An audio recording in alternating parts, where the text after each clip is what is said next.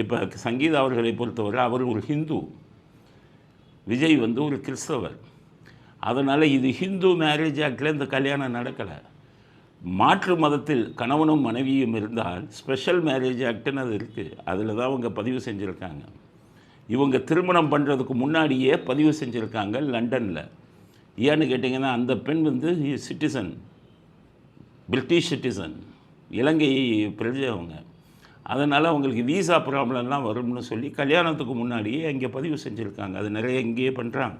Visa problem வரும்னு சொல்லி கணவன் மனைவின்னு கல்யாணத்துக்கு முன்னாடி லண்டனில் பதிவு செய்கிறாங்க. ஆனால் அதற்கப்புறம் திரும்ப சென்னைக்கு வந்து எக்மோரில் இந்த மெய்யப்பன் இதுன்னு வரும் கல்யாண மண்டபம், பெரிய கல்யாண மண்டபம், ராணி மெய்யம்மை அப்படிங்கன்னு வரும். அந்த கல்யாண மண்டபத்தில் இந்து முறைப்படி கல்யாணத்தை நடத்துகிறாங்க. அப்போ நீங்கள் நல்ல வக்கீல்களாக இருந்தால் திமுகவுக்கே பாவம் அந்த பெண்ணுக்கு நம்ம உதவி செய்யணுங்கிற நல்ல ஒரு மனசாட்சி இருந்தால் அவங்கள வந்து சென்னை ஹைகோர்ட்டில் உள்ள ஃபேமிலி கோர்ட்டில் நிதான் இந்த கேஸை பதிவு செய்ய வச்சுருக்கணும்.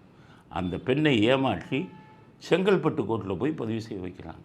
செங்கல்பட்டு கோர்ட்டு சாதாரணமாக இருக்கும். இவங்க ஒவ்வொரு ஹியரிங்கும் போகணும், இவங்க போகணும். எல்லோரும் வேடிக்கை பார்ப்பாங்க.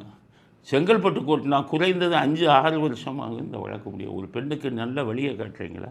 நம்ம நீங்கள்லாம் விவிஐபி, நீங்கள் இங்கே போடக்கூடாது, இது வருஷக்கணக்கில் இழுக்கும், சென்னையில் தான் போடணும் அப்படின்னு இல்லை நீங்கள் சொல்லியிருக்கணும்.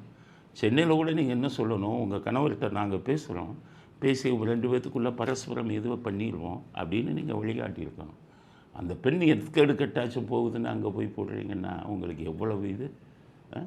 அவங்க வழக்கறிஞர்லாம் பார்த்தா சாதாரண வழக்கறிஞராக இருக்காங்க. இவங்கெல்லாம் கோடிக்கணக்கில் இது வாங்க போகிறவங்க ஜீவனாம்சம்.